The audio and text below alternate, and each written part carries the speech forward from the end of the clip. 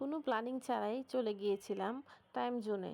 তো টাইম জোনে কেন গিয়েছিলাম আপনারা সবাই বুঝতে পেরে গিয়েছেন, গিয়েছিলাম ঘড়ি কেনার জন্য। যদিও এখন কিনবো কোনো প্ল্যানিং ছিল না, কিন্তু একটা ঘড়ি কেনার ইচ্ছে ছিল বহুত দিন ধরে।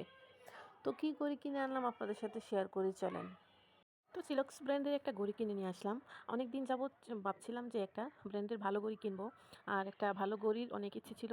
ঘড়ি তো আছে, বাট ওগুলা তেমন একটা ভালো না। আর ঘড়ি আমি তেমন একটা ইউজ করি না। মানুষের যেমন পছন্দের তালিকায় ঘড়ি থাকে, আমার এত পছন্দ না এটা।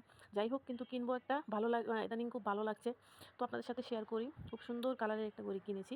তো হোয়াইট কালারের মধ্যে হালকা পিতল কালার না কি একটা হালকার মধ্যে আছে।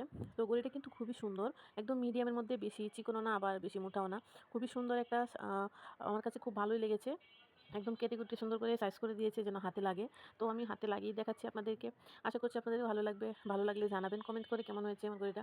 আমার কাছে কিন্তু খুবই ভালো লেগেছে। আর সবচেয়ে বড় কথা হচ্ছে নিজের কাছে পছন্দই বড়, পছন্দ টাই হচ্ছে বড়। যেহেতু আমার পছন্দ হয়েছে, সো আর কার পছন্দ না হলেও কিছু করার নেই। কিন্তু তাও আপনাদের সাথে শেয়ার করলাম। আপনাদের কেমন লেগেছে জানাবেন। আশা করছি আপনাদের কাছে ভালোই লাগবে, কারণ খুবই সুন্দর একটা মার্জিত কালার। অপছন্দ হওয়ার মতো কোনো কিছুই নেই। দেখতেই পাচ্ছেন কত প্রাইস দিয়ে কিনেছি, এটা না হয় নাই বললাম।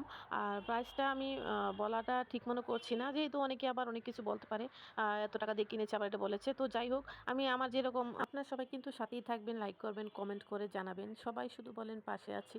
আসলেই বেশ কয়েকজন আপু ভাইয়ারা ছাড়া সবাই কিন্তু ফলো লাইক কিছুই দেয় না বা কমেন্টও করে না রেগুলার। আশা করছি সবাই